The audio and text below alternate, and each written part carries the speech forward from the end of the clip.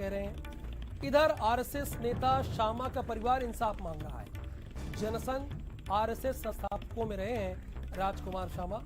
ये अटल आडवाणी के साथ काम कर चुके हैं, यानी पुराने संगी हैं। पीएम मोदी ने आगरा में इनको सम्मान भी किया था, यानी इनका सम्मान किया था। परिवार को इंसाफ नहीं दिला पाई भाजपा की सरकार। राजकुमार शर्मा के दत्तक पुत्र हैं डीपी बुद्धिराजा। बुद्धिराजा की जमीन कादिर बिल्डर ने कब्जा कर ली है।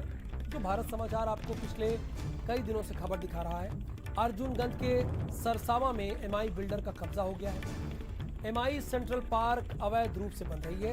ये भारत समाचार आपको लिख के दे रहा है, आप लिख लीजिए। बीजेपी सरकार में कादिर बिल्डर हावी है। एलडीए ने अब तक अवैध नक्शा निरस्त नहीं किया। अब समझ में ये नहीं आ रही है कि एलडीए ऐसा क्यों नहीं कर रही है। एलडीए का इसमें बेनिफिट क्या है, वीसी क्या सोच रहे हैं, अब तक अवैध नक्शे को उन्होंने निरस्त क्यों नहीं किया, ये बड़े अहम सवाल है। इतना सक्षम है इस सरकार में भी है, अभी तक पुराने अधिकारी उसका सहयोग कर रहे हैं और मेरे साथ खूब अन्याय। और मैं इस गवर्नमेंट के आने के बाद से लगातार प्रयास कर रहा हूँ। मुझे बहुत उम्मीद है योगी जी की सरकार में मुझे न्याय मिलेगा।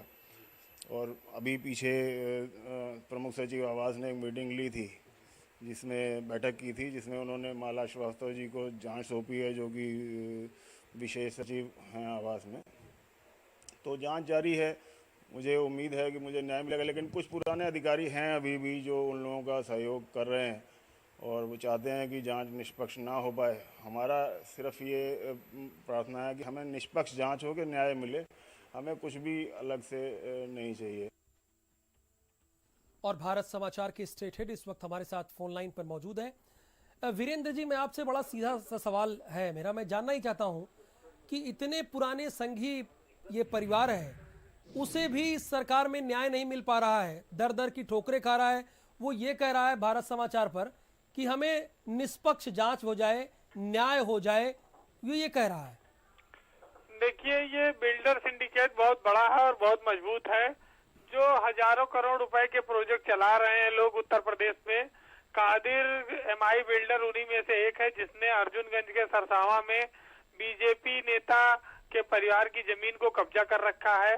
डीपी बुद्धिराजा राजकुमार जो सामा थे, जिनको आगरा का अटल कहा जाता है, उनके दत्तक पुत्र हैं।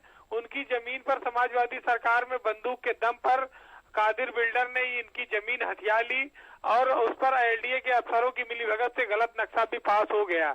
एलडीए आवास विकास परिषद के अफसरों पर कादिर का सिक्का चलता था। जब सरकार बदली तो ये उम्मीद थी कि योगी सरकार में इन भ्रष्टाचारियों को जेल भेजा जाएगा और डीपी बुद्धिराजा को न्याय मिलेगा। राजकुमार सामा अटल आडवाणी के साथ काम किए हुए व्यक्ति थे और उन्होंने आरएसएस और जनसंघ की स्थापना की थी। उनका देहांत हो चुका है, लेकिन बीजेपी का बच्चा राजकुमार सामा को जानता है। उसी राजकुमार सामा के पुत्र हैं डीपी बुद्धिराजा, जिनकी लखनऊ में जमीन कब्जा है। वो लगातार मंत्रियों के यहाँ, अफसरों के यहाँ चक्कर काट रहे हैं, लेकिन इस बिल्डर के प्रभाव के आगे उनको इंसाफ नहीं मिल पा रहा है। तो ये जो भ्रष्टाचार पिछली सरकार से चला आ रहा था, उस पाप को धोने के लिए सरकार के अधिकारी तैयार नहीं है। जबकि बीजेपी जब विपक्ष में थी तो वो कसम खाती थी कि जिन बिल्डरों ने गरीबों की जमीन लूटी है समाजवादी सरकार में, जिन लोगों ने अन्याय किया, हम उनको इंसाफ देंगे। आज 3 साल बीत गया है, लेकिन डीपी बुद्धिराजा को इंसाफ नहीं मिला है। और बीजेपी के इतने बड़े नेता के परिवार के सदस्य का जब ये हाल है, तो आप अंदाजा लगाइए कितने लोगों के साथ अन्याय हुआ होगा और उन्हें न्याय नहीं मिल पा रहा है। वीरेंद्र जी, एक सवाल और है कि एलडीए अवैध नक्शा को निरस्त क्यों नहीं कर पा रहा है, क्यों डरा हुआ है, क्यों ये कार्रवाई नहीं कर पा रहा है? वो देखिए, जो बिल्डर होते हैं इनका प्रभाव बहुत ज्यादा होता है, धन बल का भी प्रभाव होता है और इनका जो अपना अफसरों के साथ साठगांठ रही है, इसमें कई सारे लोग फंसेंगे भी।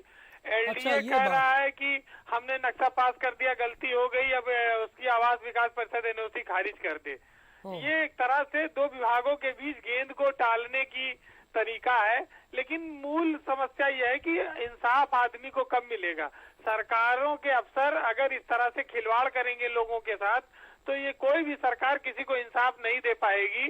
और डीपी बुद्धिराजा के मामले में अगर अधिकारी फंस रहे, फंसे, जिन्होंने गलत काम किया, जिन्होंने पाप किया है, योगी सरकार में तो ये दिखना चाहिए कि इंसाफ हो और जो पीड़ित है उसको इंसाफ महसूस हो, तब इस बात का मजा है कि उसने अपने लोगों के साथ, प्रदेश के लोगों के साथ इंसाफ किया।